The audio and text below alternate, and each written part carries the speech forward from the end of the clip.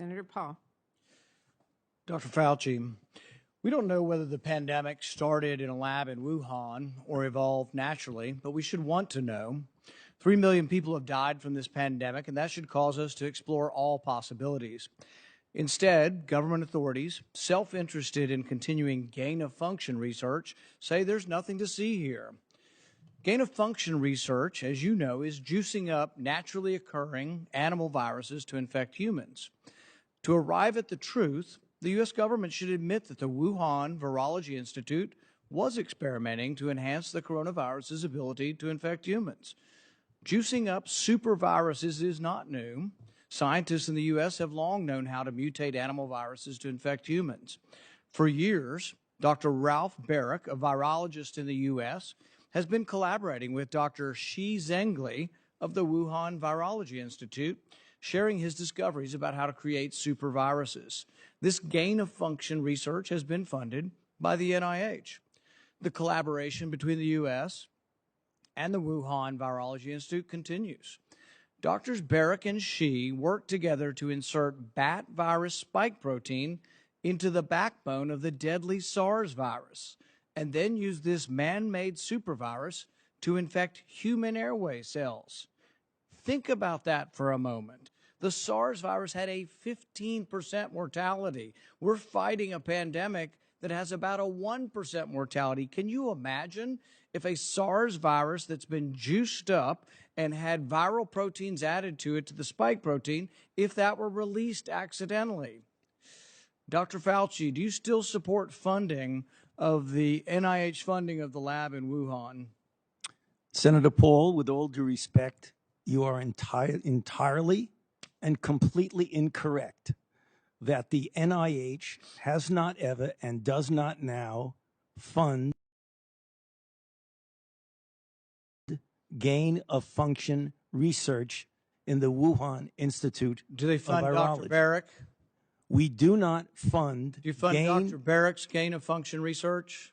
Dr. Barrett does not doing gain-of-function research, and if it is, it's according to the guidelines, and it is being conducted in North Carolina, not You don't think in inserting China. a bat virus spike protein that he got from the Wuhan Institute into the SARS virus is gain-of-function? That is You would not be in the minority because at least 200 scientists have signed a statement from the Cambridge Working Group saying that it is gain-of-function. Well, it is not. And if you look at the grant and you look at the progress reports, it is not gain-of-function, despite the fact that people tweet that. So do you still support sending money to the Wuhan Virology Institute? We do not send money now to the Wuhan Virology Institute. Do you support sending money? We did under your tutelage. We were sending it through EcoHealth. It was a sub-agency and a sub-grant. Do you support the money from NIH that was going to the Wuhan Institute? Let me explain to you why that was done. The SARS-CoV-1 originated in bats in China.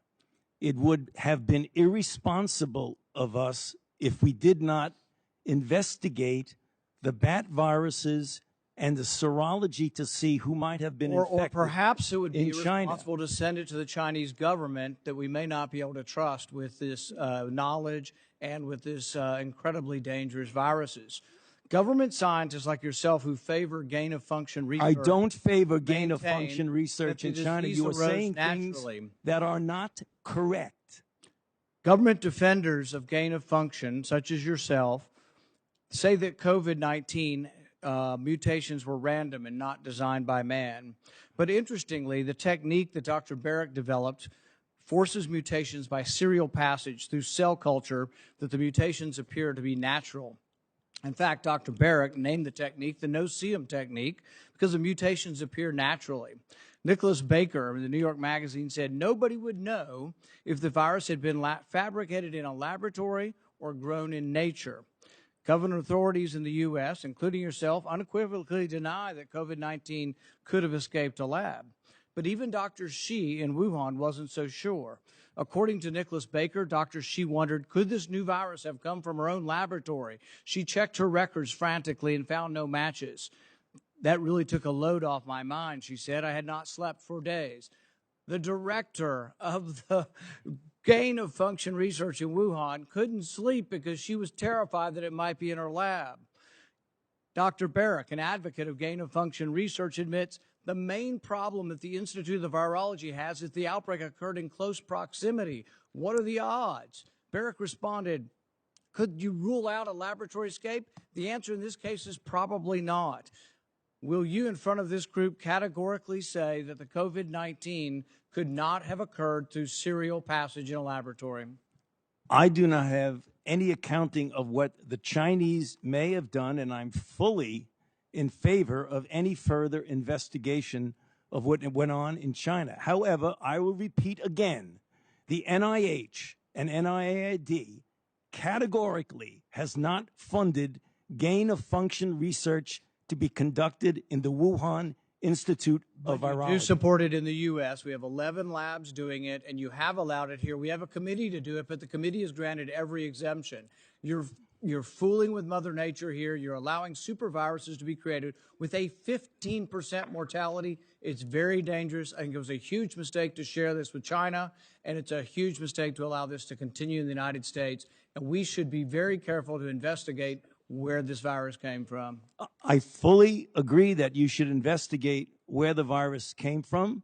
But again, we have not funded gain-of-function research on this virus in the Wuhan Institute of Virology, no matter how many times you say it. There was research. There was research done with Dr. Shi and Dr. Barrick. They have collaborated on gain-of-function research where they enhanced the SARS virus to infect human airway cells, and they did it by merging a new spike protein on it. That is gain-of-function. That was joint research between the Wuhan Institute and Dr. Barrick. You can't deny it. Senator Paul, your time has expired. Dr. Fauci, I will let you respond to that when we need to move on.